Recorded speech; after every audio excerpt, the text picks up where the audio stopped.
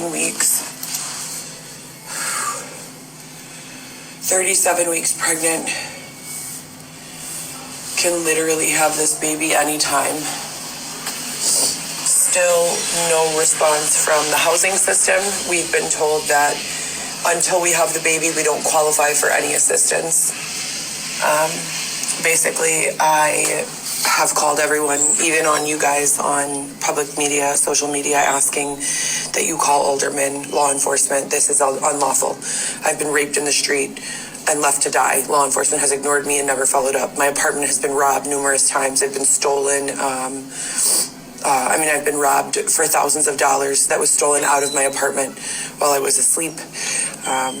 No one has even assisted me in doing an investigation on any of this, and this is 4 years and counting. I have 3 big kids who are waiting for their mother.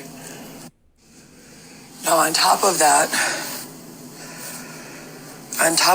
I wake up and I'm sick to my stomach. We have to run to the grocery store because obviously sleeping in a tent on Lakeshore Drive, there's no restroom at all available.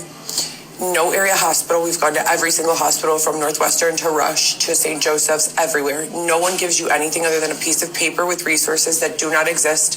I've called every single one of them, and I carry it, and I have the phone records, and I've recorded the conversation. So there's been no assistance, no matter what they've directed us to do. Now, I'm very pregnant, and not only am I very pregnant, I'm very capable. I've been applying to 40 to 100 remote jobs on average per month through LinkedIn and other, methods. How do you have any room to say anything negative about me when literally all I have done for the past 4 years is check on my children and survive? Now, my youngest, Alexis, and I have not been able to hang out since June. I walked all the way over there and took her to the park for 2 or 3 hours, as I have pretty much every single month since this drama began. As you guys know, my children have lived with me on a full-time basis their entire lives. So this is the first time, these several years are the first time I've had any sort of issues where I'm not with my kids every single day. I last saw my youngest, Alexis, in June when I brought her to the park and had dinner with her. And I haven't been able to see my big kids other than for 5 minutes each month when I drop off groceries. I've gone to Alexis's grandma's house and dropped off a big bag of groceries once a month, every month. I've also done the same for my big kids, Vivi and Lewis.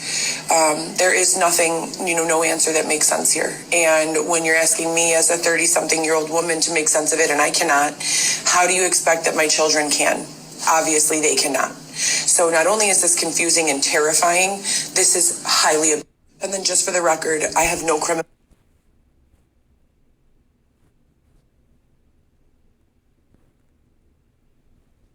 record, and I have a bachelor's degree plus as far as education goes. I have personal training certificates, phlebotomy, medical assisting, personal training, medical law and ethics.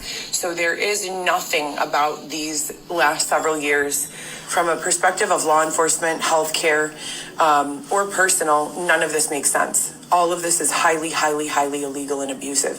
To make someone walk around for 4 to 5 days back and forth, which is what they did to me until my body physically collapsed, and then rape me from behind.